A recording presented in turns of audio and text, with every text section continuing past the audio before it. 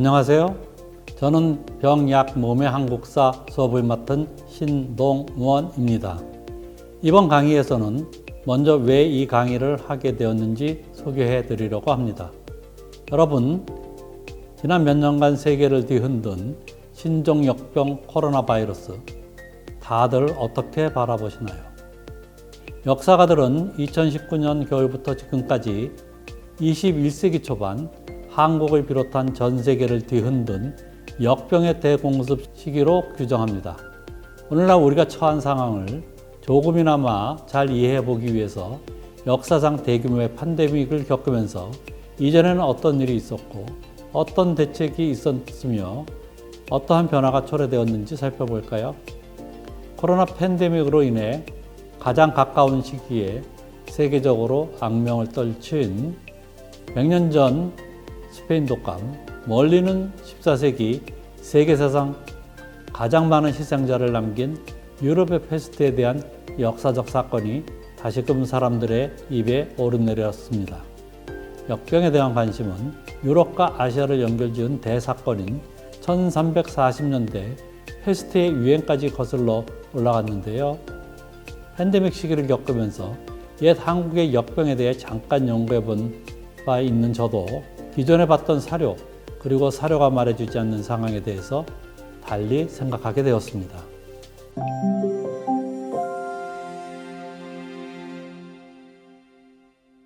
관련 사료를 읽다 보니 제가 개입해서 밝히기 어려운 연구가 상당히 많다는 사실을 알았고 이내 식견의 부족을 깨달았습니다. 한 예로 국내에 전염병 역사를 흔들다 라는 제목으로 번역된 마크 해리슨이 지은 컨테지온 How Commerce Has Spread Disease 에서도 그간의 연구사가 총정리되어 있는데요. 이 책에서 그는 1347년에서 1349년까지 유럽 지역 패스트 대유행의 궤적을 지도로 보여주었습니다. 그리고 패스트 유행으로 인한 유럽 사회의 대변화는 물론 경제, 사회, 종교, 문화 등 다양한 측면에서 중세적 세계의 붕괴도 잘 정리했는데요. 그리고 이 책에서 패스트 유행 이후 유럽에서의 방역의 제도화도 확인할 수 있었습니다. 더불어 그는 14세기 유행 때 패스트 유행지로서 레반트, 콘스탄티노플 유행, 그리고 이에 선행한 인도와 중국의 대유행과 관련해 연구 쟁점을 정리했습니다.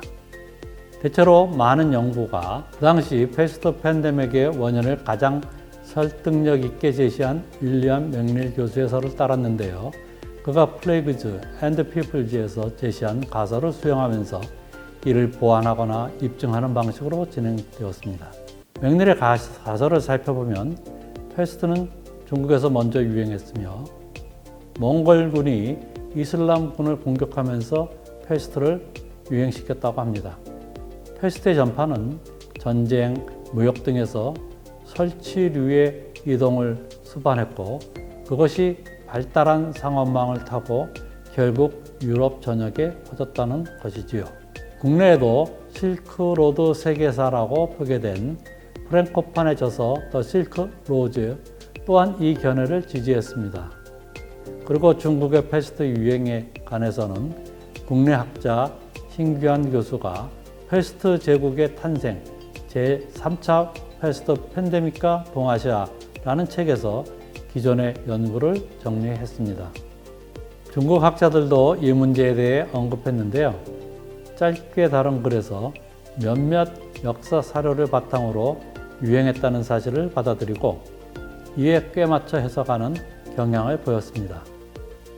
일부 의학 서적에 담긴 내용을 해석할 때에도 이 경향이 그대로 나타났죠. 특히 서양학자가 이런 해석을 다시 유행의 주요 근거로 삼는 점이 흥미롭지 않나요? 하지만 이런 해석을 완전히 부정하고 가설을 소설이라고 생각하며 진행된 본격적인 연구도 나왔습니다.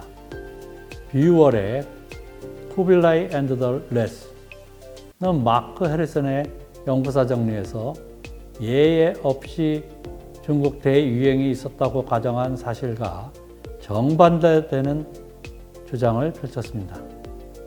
비올은 육상, 초원, 해상 실크로드 등 방대한 재료를 검토한 결과를 토대로 쿠빌라이 통치 시기 중국에서 쥐떼의 번식을 기록한 것을 전혀 찾아볼 수 없다라는 것을 보여주었습니다.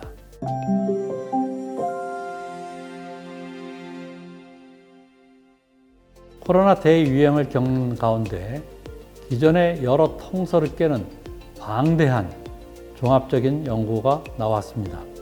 흑사병의 원진원지가 중국 허베이 지방이 아니라 1330년대 볼가강 유역이었다는 것입니다. 결국 유럽의 흑사병 대유행을 촉발한 지역으로 알려진 흑해 연안에 몽골군이 생물 무기로 공격했다는 카파 접촉서를 완전한 허구라고 입증시켰습니다. 아울러 유럽과 아시아 지역의 흑사병 유행이 곡물 무역을 수반해 확산되었다는 사실도 밝혔습니다. 흑사병이라고도 불리는 패스트는 패스트균에 감염되어 발생하는데요. 패스트균을 가지고 있는 흑사병 쥐벼룩에 의하여 인간에게도 감염됩니다. 흑사병을 일으키는 패스트균은 숙주인 쥐가 있는 한 인간을 공격하지 않습니다. 그리고 흑사병 쥐벼룩은 계절의 영향을 받아 겨울에는 활동이 줄어드는데요. 그러나 무역 대상인 곡물 부스러기가 줄어든 흑사병 쥐벼룩의 수를 보존하는 역할을 한다고 합니다.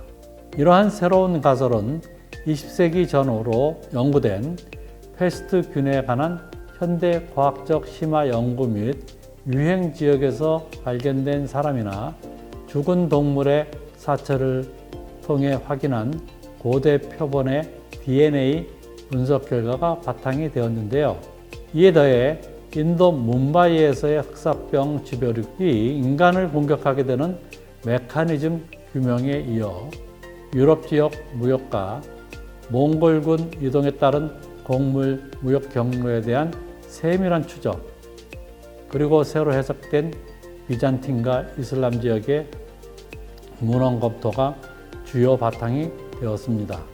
이들의 연구에 따르면 쥐떼의 번식을 찾아보기 힘들다는 뷰엘의 주장에 대해 분명한 반론도 가능합니다.